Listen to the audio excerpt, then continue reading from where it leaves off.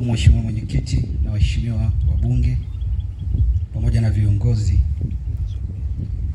Mheshimiwa Mwenyekiti, kwa mujibu wa kanuni ya 176 ya kanuni za kudumu za Bunge toleo la 2025, naomba kuinukuu kanuni husika.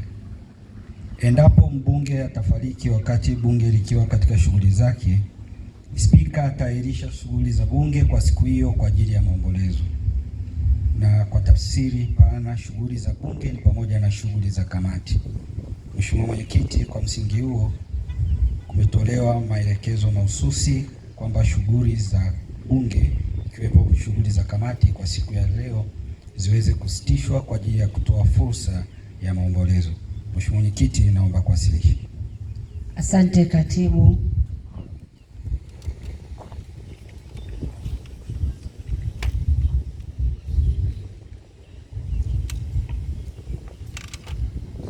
Waheshimiwa wajumbe wa kamati, wataalamu pamoja na wananchi wa Longido, baada ya kupokea taarifa ya mwongozo wa kanuni zetu za kamati ya Bunge, sasa niseme na sisi hatuna budi kuungana na wenzetu katika maombolezo haya.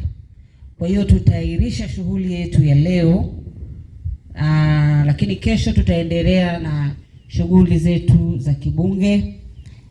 Lakini vile vile kwa mradi huu kamati tutaangalia utaratibu mwingine kwa siku nyingine ya kuja kwa ajili ya kukagua.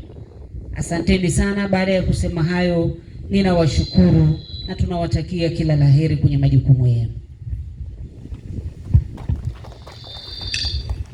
Tunakushukuru sana.